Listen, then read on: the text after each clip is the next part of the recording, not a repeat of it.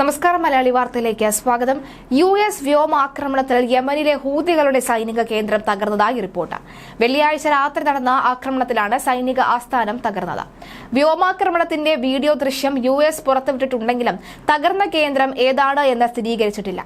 വാർത്താ ഏജൻസിയായ associated press നടത്തിയ വിശകലനത്തിനാണ് സൈനിക ജനറൽ കമാൻഡർ ആസ്ഥാനമാണ് തകർന്നത് എന്ന സൂചന ലഭിച്ചത്. അതേസമയം ഹൂതികൾ ഇക്കാര്യം സമ്മതിച്ചിട്ടില്ല. തലസ്ഥാനമായ സനായിലും സദയിലും അൽ ജൌഫിലുമാണ് ആക്രമണം നടന്നത് എന്ന് ഹൂതി മാധ്യമങ്ങൾ റിപ്പോർട്ട് ചെയ്തു. സദയിലെ ആക്രമണത്തിൽ ഒരാൾ കൊല്ലപ്പെടുകയും 4 പേർക്ക് പരിക്കേൽക്കുകയും ചെയ്തിട്ടുണ്ട്. ബ്രോഡ്കാസ്റ്റിംഗ് സ്റ്റേഷനുകളും കമ്മ്യൂണിക്കേഷൻ ടവറുകളും തകർന്നതായി ഹൂതികളുടെ നിയന്ത്രണത്തിലുള്ള ടെലികമ്മ്യൂണിക്കേഷൻസ് ഇൻഫർമേഷൻ ടെക്നോളജി മന്ത്രാലയം അറിയിച്ചു. യമനിൽ ഹൂതി വിമതരെ ലക്ഷ്യമിട്ട് അമേരിക്ക കനത്ത വ്യോമാക്രമണം തുടരുകയാണ്. തലസ്ഥാനമായ സനയിലും പരിസര പ്രദേശങ്ങളിലുമാണ് യുഎസ് ആക്രമണം നടക്കുന്നത്.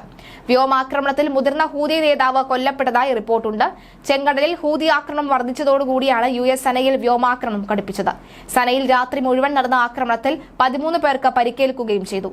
ഗസയിൽ ഇസ്രയേൽ ആക്രമണം ഘടിപ്പിച്ചതോടുകൂടി ചെങ്കടലിലൂടെ വരുന്ന കപ്പലുകളെ ഹൂതികൾ ലക്ഷ്യം വെക്കുന്നുവെന്ന റിപ്പോർട്ടുകൾ ഉണ്ടായിരുന്നു. ഇതോടെയാണ് ഇറാന്റെ പിന്തുണയുള്ള സായുധ സംഘത്തിനെ ലക്ഷ്യമിട്ട് സനയിൽ യുഎസ് ആക്രമണം ഘടിപ്പിച്ചത്.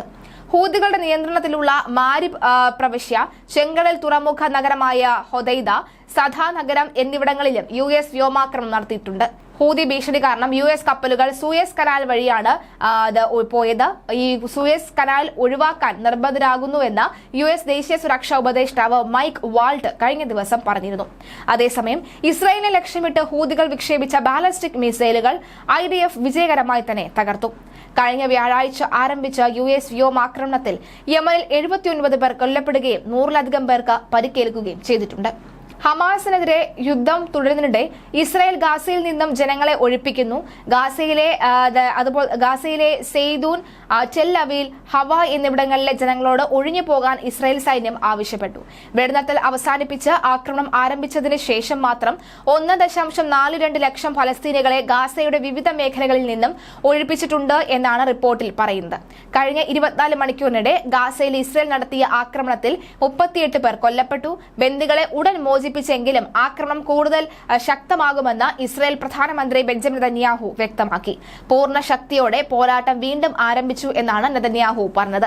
അതേസമയം ഹമാസ് ഗസ വിട്ടു പോകണമെന്ന് ആവശ്യപ്പെട്ട ഫലസ്തീനികൾ തെരുവിലിറങ്ങി. യുദ്ധം അവസാനിപ്പിക്കാൻ ഹമാസ് ഗസ വിട്ടു പോകണമെന്നാണ് ഗസയിലെ ഫലസ്തീനികളുടെ ആവശ്യം. വടക്കൻ ഗസയുടെ ബെയ്ത്ത് ലഹിയ മേഖലയിലാണ് ജനം ഹമാസിനെതിരെ തെരുവിലിറങ്ങിയത്. നൂറുകണക്കിന് ആളുകളാണ് ഹമാസിനെതിരെ പ്രതിഷേധത്തിനായി പങ്കെടുത്തത്. ഇസ്രയേലുമായുള്ള യുദ്ധത്തിൽ നിന്നും ഹമാസ് പിൻവാങ്ങണമെന്നും ഹമാസ് ഗസ വിട്ട് പോകണമെന്നുമാണ് പ്രതിഷേധക്കാരുടെ ആവശ്യം. വെടിനിർത്തൽ കരാർ ലംഘിച്ച് ഗാസയിൽ ഇസ്രയേൽ ആക്രമണം തുടരുന്നതിനിടയിലാണ് ഹമാസിനെതിരായ ഫലസ്തീനികളുടെ പ്രതിഷേധം.